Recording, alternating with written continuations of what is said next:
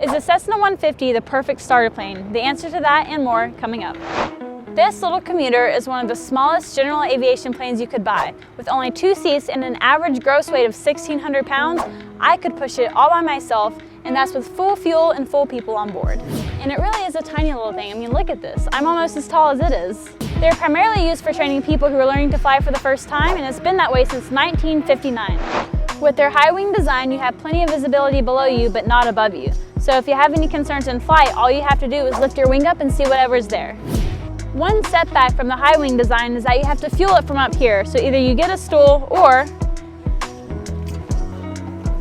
you just step up like this. Other features of the Cessna 150 are a cute little 100 horsepower engine, wheel pants that are optional, not all of them have it, and also your landing light. And for those of you who've never flown before, here are your basic flight surfaces. So you've got your ailerons, which roll the plane from left to right. You've got your elevator, which takes you up and down. And then you've got the rudder, which yaws you from left to right.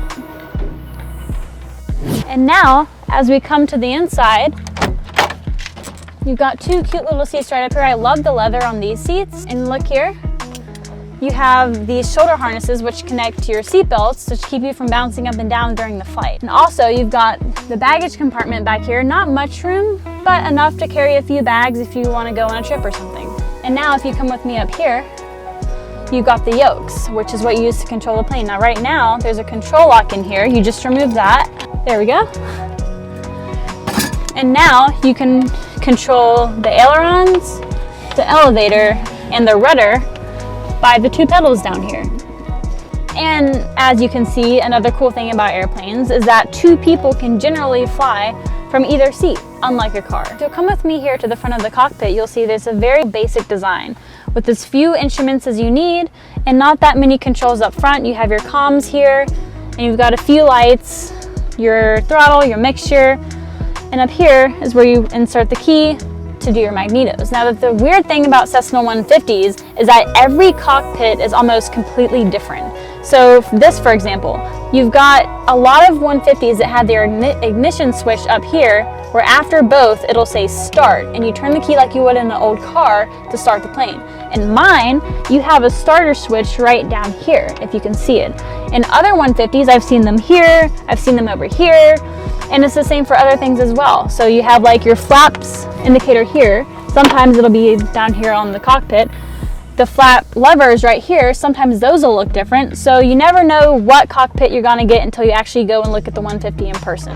Cessna 150 is a really interesting little airplane since it's a first-time trainer of many new pilots. And plus, it's kind of cute. But with that also comes some cons. There's very little legroom, so if you sit around the 6-foot mark, you will have a harder time getting in and out of these planes.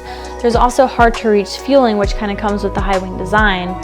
So you're gonna have to get out a stepladder and or climb up the wing the way I showed you earlier in the video. Most of them have cracking and or faded paint jobs, but let's be honest, when you're in the market for an older aircraft, you're gonna run into the same problems the majority of the time. Plus, we don't get aircraft like this just for their aesthetics anyway. Some of these planes may not have any sort of GPS or traffic monitoring systems, though this can be altered for an increased price. They're also limited to shorter flights with slower airspeeds and restricted availability for carrying passengers and cargo.